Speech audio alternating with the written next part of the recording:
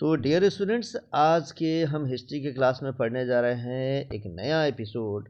और हिस्ट्री के इस एपिसोड का नाम होगा हमारा एपिसोड 11।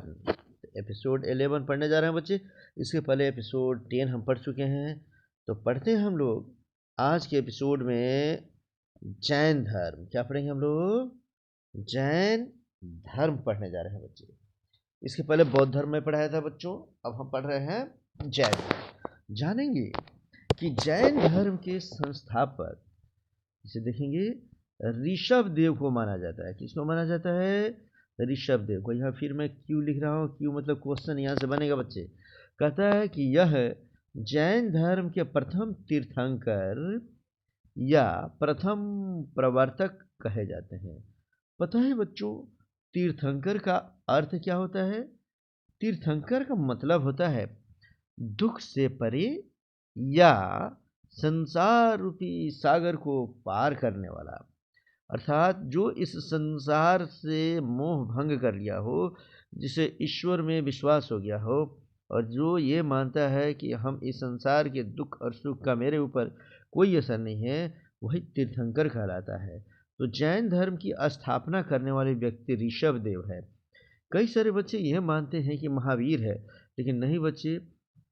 जैन धर्म में 24 तीर्थंकर होते हैं, और उन 24 तीर्थंकर में सबसे पहले नंबर जो व्यवस्था किया, स्थापना किया जैन धर्म का, वह हमारे ऋषभ देव।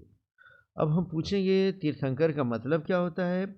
हम बोलेंगे दुख से परे या संसार रूपी सागर को पार करने वाला। अब हम समझ रहे हैं बच्चे जैन धर्म को, एक एक करके ठीक से समझ।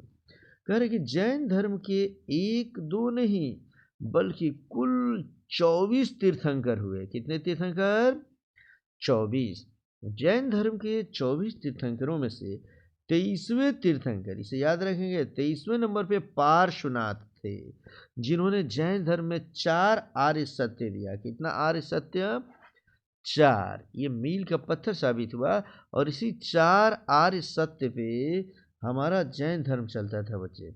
इसे हम चतुर्याम संबर मत के नाम से जानते हैं। तो क्वेश्चन हमारा बनता है कि चतुर्याम संबर मत किसने दिया? तो हम बोलेंगे पार्श्वनाथ ने दिया था। किसने दिया था? पार्श्वनाथ। तो इसे ही हम चतुर्याम संबर मत धर्म के नाम से भी जानते हैं।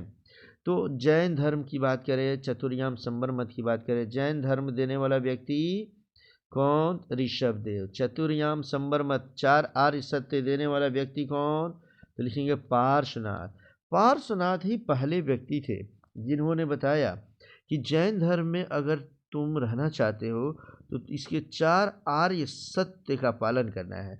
इसमें पहला क्या है जी? तो पहले नंबर में है कि झूठ न बोलना। अगर तुम जैन धर्म में रहना चाहते हो, जैन धर्म का पालन करना चाहते हो, तो उन्होंने बताया सत्य पे चलो, अर्थात झूठ न बोलो। दूसरा बताया अपरिग्रह, अर्थात धन संग्रह न करना। यदि तुम धन संग्रह करते हो तो धन संग्रह के नाम पे व्यक्ति पाप करने लगता है। और तीसरा उन्होंने बताया अस्तेय, अर्थात चोरी ना करना। अपने धन के संग्रह के लिए, अपने जीवन को खुशहाल बनाने के लिए कभी भी चोरी न करें। इसके लिए शब्द उन्होंने क्या दिया? अस्तेय। पहला बताया सत्य, अर्थात झूठ ना बोलो। दूसरा बताया अपरिग्रह, अर्थात धन का संग्रह ना करो। तीसरा बताया अस्तेय, अर्थात चोरी न करें। और चौथा इन्होंने दिया था जिसको बोलते हैं हिंसा न करें, अर्थात अहिंसा। चौथा हमारा था अहिंसा, अर्थात हिंसा न करें। बच्चों, जैन धर्म के 24वें तीर्थंकर महावीर स्वामी हैं। कौन सा नंबर पे है ये? 24वें नंबर पे। और ये अंतिम है बच्चे। यह जैन धर्म के अंतिम तीर्थंकर माने जाते हैं। जैन धर्म का वास्तविक संस्थापक महावीर स्वामी को ही माना जाता है बच्चे।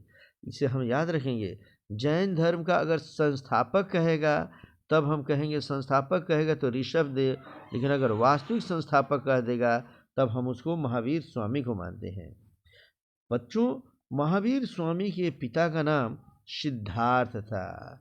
यह वह सिद्धार्थ नहीं है जो बुद्ध को बचपन में कहा जाता था, ठीक है ना। यह ज्ञात्रिक कुल के थे। कौन से कुल के? ज्ञात्रिक। याद करो, बुद्ध के बारे में पढ़े थे, वो शाक्य कुल के थे, लेकिन महावीर स्वामी किस कुल के हैं? ज्ञात्रिक कुल के ये राजा हैं। इनकी माता त्रिशला थी, जो लिच्छवी नरेश चेतक की पुत्री थी। काफ़ी इंपॉर्टेंट, यहाँ से क्वेश्चन बनते हैं, इसे भी देख लोगे बच्चे कि महावीर स्वामी की माता कौन थी? त्रिशला। वह किस नरेश के यहाँ की थी? लिखे लिच्छवी नरेश। किसकी पुत्री थी? जो चेतक की पुत्री थी। इनके बड़े भाई नंदीवर्धन थे, अर्थात महावीर स्वामी जिनको वर्तमान में वर्धमान कहा जाता था, उनके बड़े भाई का नाम क्या था? नंदीवर्धन। तो बच्चे आगे समझेंगे हम। कहता है कि महावीर का जन्म, खूब ठीक से समझेंगे, ठीक है बेटा। चलो बोलो, महावीर का जन्म 640 ईस्वी पूर्व में हुआ था। कब हुआ था? 640 ईस्वी पूर्व। और ये वैशाली में इनका जन्म हुआ था। और वैशाली में कहाँ? तो कुंड ग्राम नामक एक गांव था, स्थान था, वहीं पर हुआ था बच्चे। इस तरीके से महावीर स्वामी का जन्म 640 ईस्वी पूर्व में वैशाली के कुंड ग्राम नामक स्थान पे। क्वेश्चन यहाँ भी बनता है, कई बार पूछा है एग्जाम में ये। कहते उनकी पत्नी का नाम यशोदा था। याद रखेंगे बच्चे कि महावीर की पत्नी का नाम क्या था? यशोदा। याद रखना, बुद्ध के माता का नाम यशोधरा था, लेकिन यशोधरा और यशोदा दोनों अलग अलग चीज़ है, कभी भी इसमें भूलना नहीं है। और इनके पत्नी का नाम यशोदा है। बुद्ध के रिलेशनशिप से इनका कुछ भी लेना देना नहीं है, ये दिमाग में रख लेना बच्चे। कहते इनकी एक बेटी हुई। अब बेटी का नाम प्रियदर्शनी या अनन्या था, दोनों नाम से उनको जानते हैं।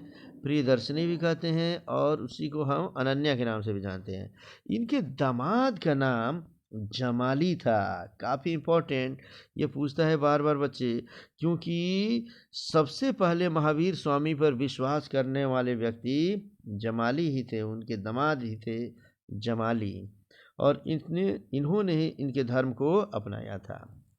पता है बच्चों, जिस तरीके से बुद्ध 29 वर्ष की अवस्था में सत्य की खोज में अपना गृह त्याग दिए थे, वो रात के अंधेरे में निकल गए बिना बताए हुए, वहीं पर महावीर स्वामी 30 वर्ष की आयु में गृह त्याग दिए तथा 12 वर्ष की कठोर तपस्या के बाद जाम्भिक ग्राम में साल वृक्ष के नीचे ऋजु पालिका नदी के तट पर इन्होंने ज्ञान प्राप्त किया।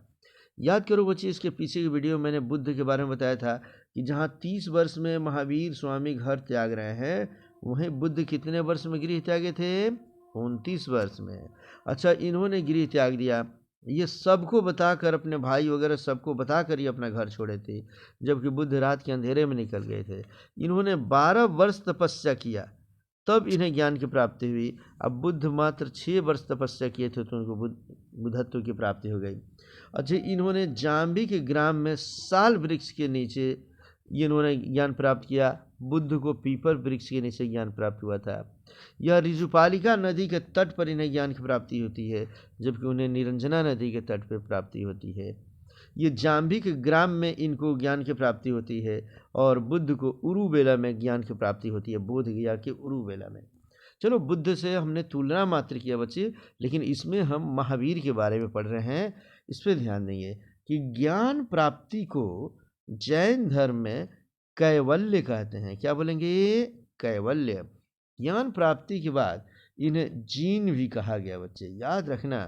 कैवल्य, महावीर को जब ज्ञान प्राप्ति होती थी ये कैवल्य कहलाते हैं, और सिद्धार्थ को जब ज्ञान प्राप्ति हुई थी तो वो बुद्ध कहलाए थे।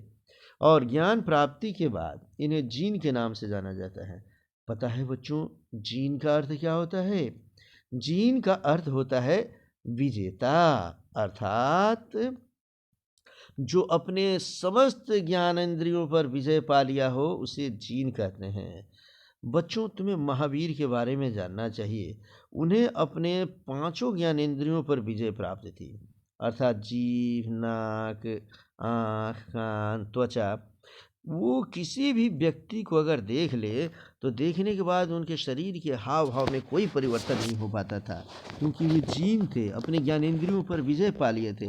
दुनिया में कितनी भी सुंदर और कितने भी क्रूर अगर कोई स्त्री पुरुष उनके सामने आ जाए, उनके हाव भाव में कोई परिवर्तन नहीं होता था बच्चे, क्योंकि उन्हें ये संसार एक माया का जाल लगता था बच्चे। महावीर स्वामी दुनियावी संसार के बंधन से मुक्त थे। उन्हें दुनिया झूठा लगता था, आत्मा को ही सत्य वो समझते थे। उनका मानना था कि आत्मा ही सत्य है और आत्मा हमारे इस शरीर के अंदर है। तो वे कहते थे यह शरीर झूठा है, शरीर झूठा है और इसके अंदर जो आत्मा है वही सत्य है। इसलिए एक सत्य को असत्य रूपी शरीर, सत्य को असत्य रूपी शरीर जब ढक रखा है तो झूठ को ढकने से क्या फायदा। यही कारण है कि महावीर नग्न अवस्था में रहते थे, बिल्कुल नंगे रहते थे बच्चे। वह शरीर पर कोई वस्त्र नहीं धारण करते थे। जो वस्त्र पहनकर महावीर स्वामी ज्ञान प्राप्ति के लिए निकले थे वह धीरे धीरे धीरे धीरे बारिश में धूप में पड़ के सड़ गया और उनका वस्त्र खत्म हो गया बच्चे। वो निर्वस्त्र रहते थे। उन्हें इस संसार में कोई रुचि नहीं थी। संसार उनको समझ लो बच्चे कि असत्य लगता था और लगता था कि आत्मा जो है वह सत्य है और शरीर हमारा झूठा है। तो जब एक सत्य को असत्य माने एक सच्ची को झूठे ने ढक रखा है तो फिर हमारे इस बॉडी को ढकने का क्या मतलब। झूठे को क्या ढकना, ढकना है छुपाना है तो सत्य को ढका जाए, छुपाया जाए। तो बच्चे इस प्रकार महावीर स्वामी को हम समझ सकते हैं कि महावीर स्वामी की जीवनी को इस तरीके से समझो। कहता है कि जन्म 540 ईस्वी पूर्व, मेरे साथ बोलो, जन्म कब हुआ था? हाँ, 540 ईस्वी पूर्व। बुद्ध से ये छोटे हैं। जन्म स्थान वैशाली के निकट कुंडग्राम वसुकुंड में हुआ था। कुंडग्राम वसुकुंड में हुआ था। पिता का नाम सिद्धार्थ था जो ज्ञात्रिक कुल के थे। कौन से कुल? ज्ञात्रिक कुल के। और माता का नाम इनका क्या था बच्चे? तो माता का नाम याद रखेंगे कि इनके माता का नाम त्रिशला, यह वैशाली के लिच्छवी राजा चेतक, इसी को कहीं चेटक भी देता है, की बहन थी। अच्छा, बचपन का नाम क्या था? वर्धमान। बचपन का नाम वर्धमान। बुद्ध को बचपन में सिद्धार्थ कहा जाता था, लेकिन इनके बचपन का नाम वर्धमान था बच्चे। विवाह यशोदा से इनका विवाह हुआ जो कुंड गोत्र की कन्या थी। कभी कभी पूछता है कि यशोदा किस गोत्र की थी, तो कुंड गोत्र की। आगे पुत्री, इनको जो पुत्री हुई उसका नाम अनुजा था या प्रियदर्शना था, इसी को अनन्या भी कहा गया है। और इनके पति का नाम क्या था? जमील। तो इस तरीके से अब हम जानेंगे अंततोगत्वा महावीर की मृत्यु बच्चों 468 ईस्वी पूर्व में हो गया। 468 ईस्वी पूर्व हो गया बच्चे। और इनकी मृत्यु हुई थी कुंडग्राम में। कहाँ इनकी मृत्यु हुई थी? पावापुरी में। कहाँ हुई थी बच्चे? पावापुरी। कुंडग्राम में जहाँ जन्म हुआ था, मृत्यु कहाँ हो गई? पावापुरी। इस तरीके से बच्चों महावीर स्वामी के बारे में अब फाइनली लास्ट में हम ये जानेंगे कि महावीर स्वामी 30 वर्ष की अवस्था में गृह त्याग कर सन्यासी बन गए। माता पिता की मृत्यु के बाद बड़े भाई नंदीवर्धन से आज्ञा लेकर उन्होंने गृह त्याग किया था। यह अपने रथ शिविका पर सवार होकर ठाट बाट के साथ कुंडग्राम से गुजरते हुए सडवन पहुंचे थे। सडवन एक अलग वन है, अलग जगह है, ध्यान से समझेंगे बच्चे। वहां अशोक वृक्ष के नीचे समस्त आभूषणों का त्याग कर केश मुंडित होकर 2 दिन उपवास रखकर इन्होंने सन्यास ले लिया। इन्होंने पूरे राजपाट को सबको बताया कि मैं हमेशा हमेशा के लिए राजपाट छोड़कर सत्य की खोज में मैं घर से निकलना चाहता हूँ। जबकि बुद्ध रात के अंधेरे में बिना किसी को बताए हुए निकल गए थे बच्चे। दोनों में जो अंतर है उसे दिमाग में रखते जाओगे बच्चे। आगे समझो, कहते हैं 12 वर्ष तक यह सन्यासी के रूप में इधर उधर भटकते रहे। तब इनको कठोर तपस्या के बाद जाम्बिक गांव के निकट रिजुपालिका नदी के तट पर एक साल वृक्ष के नीचे ज्ञान की प्राप्ति हुई। जहाँ जहाँ मैं गोल ऐसे घेरता हूँ बच्चे, ये इंपॉर्टेंट क्वेश्चन है, इससे एक ही क्वेश्चन बनता है, इसको तुम लोग तैयार रखोगे। कहते हैं ज्ञान प्राप्ति पर यह कैवल्य कहलाए। जब ज्ञान प्राप्त हो गया तो क्या कहलाए? हाँ, कैवल्य कहलाए। महावीर ज्ञान प्राप्ति के बाद जैन धर्म के प्रचार प्रसार में लग गए तथा इन्होंने घूम घूम कर मिथिला, कौशल, चंपा, मगध आदि राज्यों में ज्ञान का काफ़ी प्रचार प्रसार किया। कौन कौन महाजनपद में जा रहे हैं याद रखोगे बच्चे। एक गांव में, इसे हम ठीक से समझेंगे बच्चे, कि एक गांव में एक दिन से अधिक और एक नगर में 5 दिन से अधिक ये नहीं ठहरते थे। फिर उस गांव को या नगर को ये चेंज कर देते थे, दूसरे गांव या नगर में चले जाते थे। अंततोगत्वा महावीर की मृत्यु 72 वर्ष की अवस्था में राजगृह के निकट ही पावापुरी में हो गया और मल्लराज सस्तीपाल के महल में 468 ईस्वी पूर्व में इनकी मृत्यु हो गई थी बच्चे। इसी पावापुरी में मल्लराज सस्तीपाल का महल था, उसी में 468 ईस्वी पूर्व इनकी मृत्यु हो गई। इस तरीके से बच्चे याद रखेंगे कि जैन धर्म के संस्थापक तथा महान उपदेशक प्रथम संस्थापक ऋषभदेव थे और उसके बाद आगे 23 उपदेशक हुए, माने 23 तीर्थंकर हुए। 23वें उपदेशक या तीर्थंकर पार्श्वनाथ थे और 24वें उपदेशक या तीर्थंकर महावीर स्वामी थे।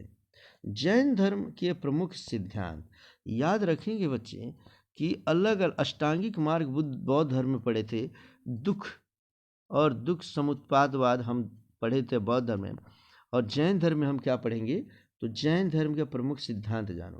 कहते महावीर ने जैन धर्म के अपने सिद्धांतों को स्पष्ट करते हुए कहा कि मोक्ष पाने के लिए त्रिरत्न का सहारा आवश्यक है। मोक्ष पाने के लिए किसका? त्रिरत्न का। बुद्ध ने जहाँ अष्टांगिक मार्ग बताया था, वहाँ महावीर क्या बताते हैं बच्चों?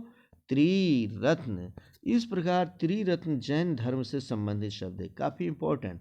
परीक्षा में पूछता है कि त्रिरत्न किस धर्म से संबंधित है, हम लोग बिल्कुल निसंकोच लिखेंगे किसे, तो जैन धर्म से संबंधित है। कहता है त्रिरत्न में बताया गया कि सम्यक दर्शन, सम्यक ज्ञान और सम्यक आचरण हमें प्राप्त करना चाहिए। सम्यक का मतलब होता है बच्चों सही सही, माने सच्चा। मैंने अगर किसी का दर्शन करो तो इसमें बताया हूँ कि सम्यक दर्शन का मतलब होता है सत्य में विश्वास। दर्शन माने विश्वास समझेंगे हम लोग, ठीक है ना। उसी प्रकार उन्हें बताया कि सम्यक ज्ञान, सम्यक दर्शन का मतलब सत्य में विश्वास रखो। सम्यक ज्ञान माने शंका विहीन वास्तविक ज्ञान प्राप्त करो, बीच वाला ज्ञान नहीं, अधजल गगरी छलकत जाए वाला ज्ञान प्राप्त नहीं करना है बच्चे। शंका विहीन, स्पष्ट रूप से कोई डाउट नहीं होना चाहिए, ऐसा ज्ञान प्राप्त करो। और तीसरा सम्यक आचरण, इसका मतलब होता है कि संसारिक दुख सुख के प्रति समभाव रखो, माने आचरण ऐसा रखो कि संसार में दुख आए तब या सुख आए तब तुम्हें तुम्हारे मार्ग से वह विचलित न करे। इसके लिए अर्थात त्रिरत्न के पालन के लिए जैन धर्म में महावीर स्वामी ने 5 महाव्रत का मार्ग बताया। क्या बताया था? 5 महाव्रत। याद रखेंगे, बौद्ध धर्म अष्टांगिक मार्ग बताता है, लेकिन जैन धर्म क्या बताता है? 5 महाव्रत। ये 5 महाव्रत क्या है बच्चे, तो समझो। अहिंसा पहले नंबर में क्या आएगा? अहिंसा, अर्थात हिंसा नहीं करना है। दूसरा सत्य, सदा सत्य बोले, झूठ न बोले। तीसरा अस्तेय, और अर्थात बिना अनुमति के किसी की वस्तु को ग्रहण नहीं करना चाहिए, अर्थात चोरी न करे। चोरी नहीं करना है, क्या कहलाता है जी? अस्तेय कहलाता है बच्चे, ठीक है ना। और चौथा था अपरिग्रह, किसी वस्तु का बहुत अधिक संग्रह नहीं करना। और ये चारों आर्य सत्य पार्श्वनाथ ने दिया था। इन्होंने पांचवा आर्य सत्य जोड़ा, ब्रह्मचर्य। क्या जोड़ दिया? ब्रह्मचर्य। अर्थात जीवन में कभी भी स्त्री और पुरुष एक दूसरे से संबंध न बनाए, ब्रह्मचर्य का पालन करें। इस प्रकार महावीर स्वामी ने पार्श्वनाथ के जो चार आर्य सत्य थे उसमें पांचवा ब्रह्मचर्य को जोड़ दिया। ब्रह्मचर्य स्त्री और पुरुष को एक दूसरे से अलग रखने की बातें बताता है। तो कहता है बच्चे कि याद रखें, आगे चलकर मौर्य वंश की स्थापना करने वाले राजा चंद्रगुप्त मौर्य जैन धर्म को अपना लिए थे और उन्होंने भी अपने राज्य को त्याग दिया और अपने जीवन को साधु के रूप में कर्नाटक के मैसूर के निकट श्रवणबेलगोला, जगह याद रखेंगे, श्रवणबेलगोला में त्याग तपस्या करके मृत्यु को प्राप्त हुए थे। याद रखना, ये क्वेश्चन बनता है बच्चे कि जैन धर्म को अपनाने वाले व्यक्ति चंद्रगुप्त मौर्य अपने जीवन के अंतिम समय में कर्नाटक के मैसूर के निकट श्रवणबेलगोला में जाकर और अपने शरीर को त्याग करके तपस्या करके सुखा दिया था और मृत्यु को प्राप्त हुए थे और वो माने थे कि इस तरीके से हमें मोक्ष की प्राप्ति हो जाएगी। ठीक है बच्चों, अब इसमें कहते हैं कि महावीर स्वामी की मृत्यु के 200 वर्ष बाद जैन धर्म दो हिस्से में विभक्त हो गया। एक स्थूलभद्र के नेतृत्व में श्वेतांबर जो उत्तर भारत में रहे और दूसरा भद्रबाहु के नेतृत्व में दिगंबर जो दक्षिण भारत में रहे। वास्तव में बच्चे, महावीर स्वामी के मृत्यु के बाद एक ऐसा अकाल पड़ा कि इस भारत में जैन धर्म वालों ने सोचा कि भाई कुछ लोग उत्तर भारत में रह जाइए और कुछ लोग दक्षिण भारत में चले जाइए। तो उत्तर भारत में जो थे वो थे स्थूलभद्र। कौन थे बच्चे? स्थूलभद्र। और जो दक्षिण भारत में चले गए उनका नाम था उस समय भद्रबाहु। भद्रबाहु कई बरस बाद जब दक्षिण से उत्तर आए तो देखे कि स्थूलभद्र वाले जो हैं ये अपने जीवन शैली में परिवर्तन कर दिए हैं, ये कपड़ा पहनना शुरू कर दिए हैं। तो भद्रबाहु काफ़ी नाराज हुए और उन्होंने कहा कि हमारा वस्त्र तो दिक् है, माने ये पूरा ये आसमान ही है, हमें वस्त्र नहीं पहनना चाहिए। तब स्थूलभद्र ने बताया कि आप तो दक्षिण भारत में चले गए थे, उत्तर भारत में कई सारी समस्याएं लोगों ने उत्पन्न कर दिया था, इसीलिए हम लोगों ने श्वेत वस्त्र धारण करना शुरू किया। तो श्वेतांबर और दिगंबर किस धर्म से संबंधित है? तो हम बोलेंगे जैन धर्म से। कौन धर्म? जैन धर्म। श्वेतांबर को लाने वाला व्यक्ति कौन? स्थूलभद्र। और दिगंबर को लाने वाला व्यक्ति भद्रबाहु। तो इस तरीके से बच्चे दोनों में अंतर समझे तुम लोग। फिर से समझो, अगर अंतर समझने में कोई दिक्कत हो तो समझते हैं। श्वेतांबर मगध के जैन श्वेतांबर कहलाए। कहाँ के? मगध के। ये उत्तर भारत में थे। यह श्वेत वस्त्र धारण करते थे तथा स्त्रियों के लिए मोक्ष प्राप्ति की बातें करते थे। यह भोजन ग्रहण में भी विश्वास रखते थे। इन्होंने माना भोजन भी करना चाहिए और स्त्रियों को भी मोक्ष का अधिकार है। जबकि दिगंबर यह दक्षिण भारत के जैन दिगंबर कहलाए।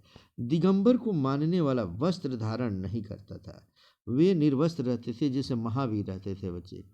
यह स्त्रियों के लिए मोक्ष प्राप्ति की बातें नहीं करते थे, कहते थे कि जहाँ ब्रह्मचर्य है वहाँ स्त्रियों का प्रवेश वर्जित है।